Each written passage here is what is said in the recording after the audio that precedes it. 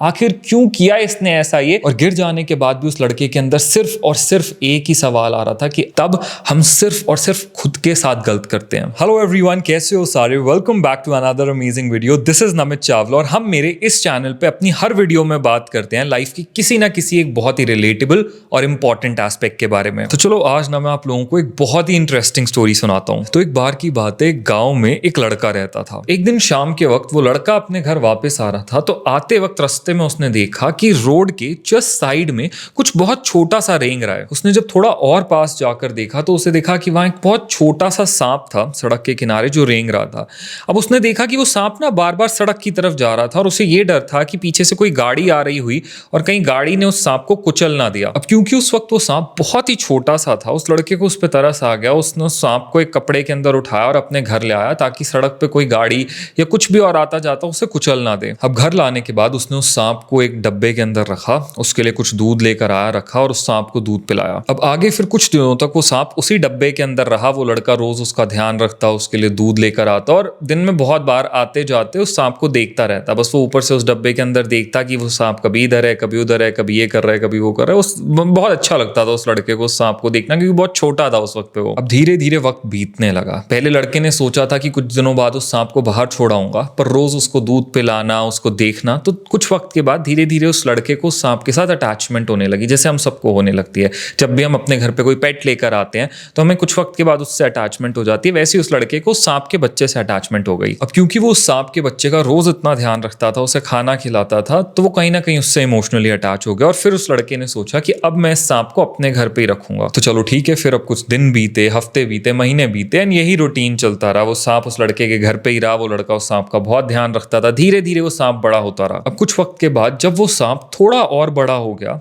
तो उसको कहीं ना कहीं लड़के को ये रियलाइज होने लगा, उस सांप को देखकर वो कहीं ना कहीं समझने लगा कि ये सांप जहरीला है। जब उसने उसका फन देखा, उसको दिखने लगा कि ये कोई मामूली सांप नहीं है, ये नाग है, या इसके अंदर कहीं ना कहीं जहर जरूर है। उस लड़के को पता चल गया था कुछ वक्त के बाद ये। लेकिन क्योंकि वो लड़का उस सांप से इतना अटैच हो चुका था, इतना कनेक्ट हो चुका था, तो उसने कहा कोई बात नहीं, ये मेरा ही पालतू है, मैं इसे अपने पास ही रखूंगा। वो रोज फिर भी उसका बहुत ध्यान रखता, उसे दूध पिलाता, टाइम से खाना देता और उस सांप का बहुत अच्छे से ध्यान रखता। अब धीरे धीरे वो सांप और बड़ा होता गया। अब एक दिन जब वो लड़का उस सांप को दूध देने गया, just like usual the routine, उस सांप ने उस लड़के के हाथ पे काट लिया, डस लिया उस लड़के के हाथ पे। और फिर उस लड़के को डसते ही वो सांप एकदम से अपने उस डब्बे से बाहर निकला और उस लड़के के घर से बाहर निकल गया। अब लड़के ने देख लिया कि उस सांप ने उसे काट लिया है। उसे पता था कि अब ये मुझे डस चुका है और ये क्योंकि ये सांप जहरीला है, कहीं ना कहीं इसका जहर मेरी बॉडी में फैल सकता है। तो चलो अब एक सेकंड के लिए स्टोरी को यहीं पे पॉज करते हैं। और जितने भी लोग अभी इस वीडियो को देख रहे हैं, प्लीज पहले आप मुझे ये बताओ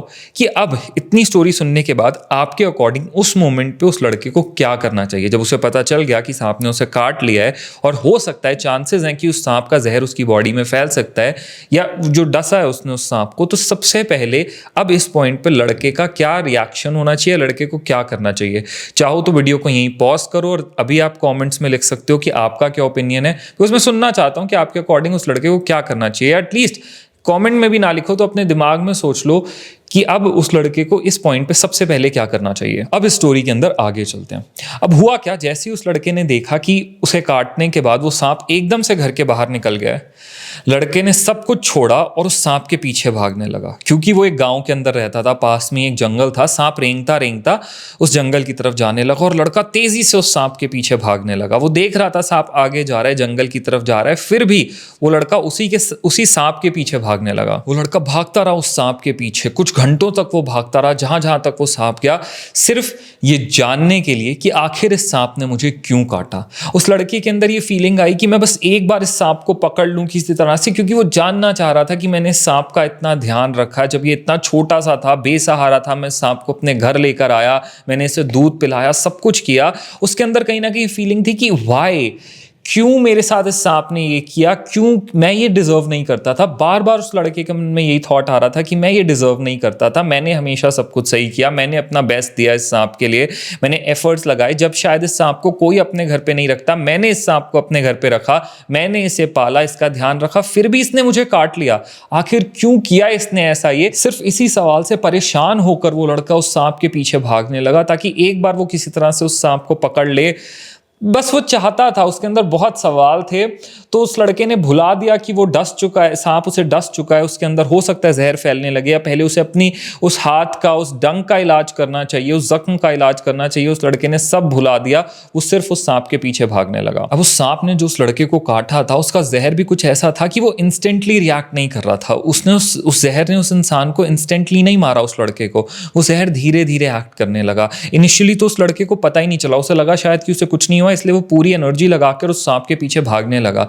पर ऐसा करते करते पहले कुछ घंटे बीते, फिर उसके बाद कुछ दिन बीत गए। वो लड़का हर जगह जंगल में सांप को ढूंढने लगा, लेकिन दिन पर दिन जैसे जैसे वो दिन आगे बीतते गए, उसे रियलाइज़ हुआ कि अब वो थकने लगा है, अब वो धीरे पड़ने लगा है। कहीं ना कहीं जहाँ उस सांप ने उसे काटा था, वो जख्म बहुत गहरा हो चुका है और वो जहर धीरे धीरे उसके अंदर फैल रहा है। इसी तरह से कुछ दिन के बाद, कुछ हफ्ते हो गए, फिर भी वो लड़का उस सांप को ढूंढता रहा, उसके पीछे भागता रहा, क्योंकि उस लड़के के अंदर बहुत सवाल थे। और फिर एक दिन ऐसा आया जब कुछ हफ्तों के बाद स्लोली स्लोली स्लोली वो पॉइजन उसके अंदर इतना फैल गया कि अब वो चल तक नहीं पाया और वो गिर गया। और गिर जाने के बाद भी उस लड़के के अंदर सिर्फ और सिर्फ एक ही सवाल आ रहा था कि आखिर मेरे साथ ऐसा क्यों हुआ, इस सांप ने मेरे साथ ऐसा क्यों किया। वो लड़का उस सांप के जहर की वजह से गिर गया और वहीं जमीन पे पड़ा रहा। कुछ वक्त बाद कुछ गांव वाले आए, उन्होंने देखा कि ये लड़का यहाँ पे गिरा हुआ है। वो उस लड़के को उठाकर गांव के वैद्य के पास ले गए, दैट इज गांव के डॉक्टर के पास।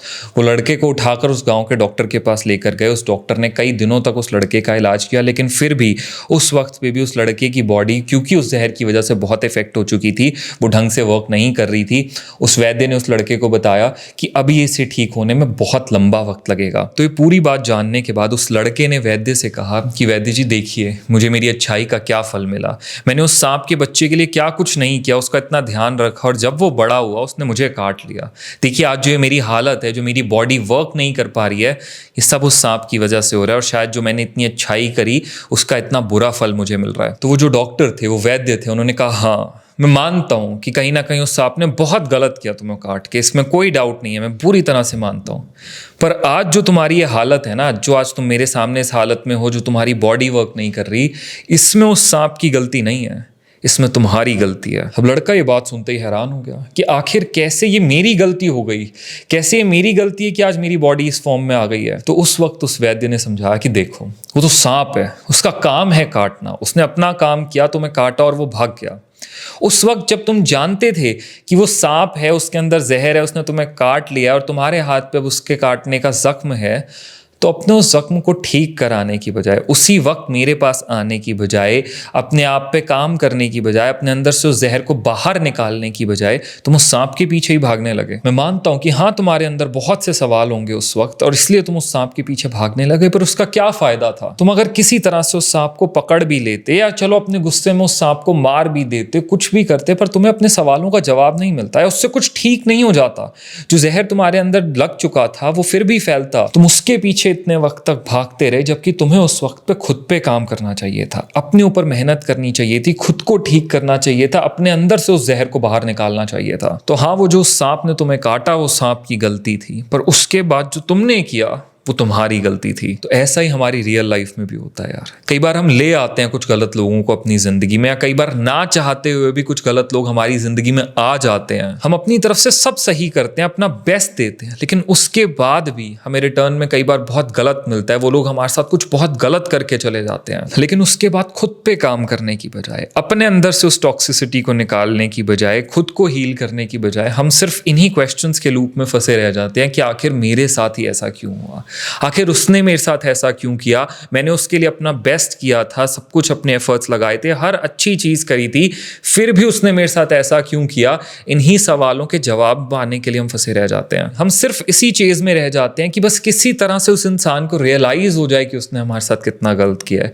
जिस दिन उसे रियलाइज़ हो जाएगा ना कि उसने कितना गलत किया, उस दिन मैं ठीक हो जाऊंगा, या उस दिन मैं मूव ऑन कर जाऊंगा, उस दिन मैं मूव ऑन कर जाऊंगी जिस दिन उसे अपनी गलती रियलाइज़ हो गई। तो एग्जैक्टली जिस दिन आप अपने मूविंग ऑन को किसी और की रियलाइजेशन पे डिपेंडेंट कर देते हो ना, जब आप ये सोच लेते हो कि मैं तब अपनी जिंदगी में आगे बढ़ूंगा, मैं तब वापस से खुश होऊंगा, मैं तब मूव ऑन करूंगा जब उसे अपनी गलतियां रियलाइज होंगी, या वो मुझसे आके माफी मांगेगा, मांगेगी, तब हम सिर्फ और सिर्फ खुद के साथ गलत करते हैं। क्योंकि यार वो इंसान जो तुम्हें हर्ट करके गया है ना, उसे अपने कर्म का फल मिलेगा, जरूर मिलेगा, पर शायद उसे अपनी गलती अभी ना रियलाइज हो, शायद कई सालों के बाद रियलाइज हो, शायद कभी भी ना रियलाइज हो। और बस इसी सब में आप खुद की हीलिंग को, खुद के मूविंग ऑन को, खुद की ग्रोथ को, खुद की प्रोसेस को रोके रखते हो, पॉज पे रखते हो, सिर्फ इस उम्मीद में कि पहले उसे उसकी गलतियां रियलाइज हो, फिर मैं अपनी लाइफ में आगे बढ़ूंगा या बढ़ूंगी। तो नहीं यार, उसने जो करना था किया, वो उसका कर्म। आपने अपनी तरफ से सब सही किया था ना, आपने अपना बेस्ट दिया था, पूरे एफर्ट्स लगाए थे, अपना 100% इन्वेस्ट किया था,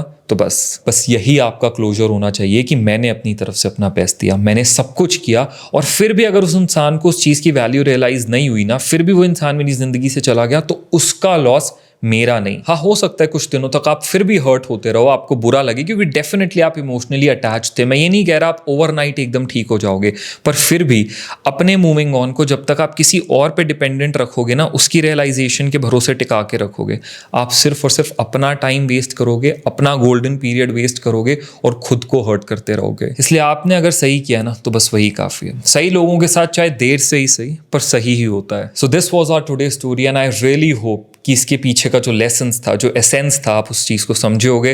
कैसी लगी आपको आज की स्टोरी, आज की वीडियो, प्लीज़ मुझे कमेंट्स में ज़रूर बताना। और इस सब पे आपका क्या ओपिनियन है, आपका क्या टेक है, प्लीज़ वो भी मुझे कमेंट्स में ज़रूर बताना। और किन टॉपिक्स पे आप चाहते हो कि हम और वीडियोज़ बनाएं, किन टॉपिक्स को मैं कवर करूँ और इनोवेटिव वेज में, प्लीज़ मुझे कॉमेंट्स में ज़रूर बताना। मैं अपनी तरफ से पूरी कोशिश करूँगा उन सारे टॉपिक्स को कवर करने की। So thank you so much for watching today's video. और जितने भी लोग हमारे चैनल पे नए हैं, प्लीज़ जल्दी से हमारे चैनल को सब्सक्राइब कर लो, क्योंकि हम बहुत सारे और रिलेटेबल टॉपिक्स और डिस्कशन के साथ आने वाले हैं। अगर आपको आज की वीडियो सच में अच्छी लगी है तो प्लीज़ वीडियो को लाइक ज़रूर कर देना, कमेंट ज़रूर करना। अगर आप नए हो, जल्दी से चैनल को सब्सक्राइब कर लो। Thank you so much for watching guys. जल्दी मिलते हैं एक नई वीडियो के साथ। Love you all.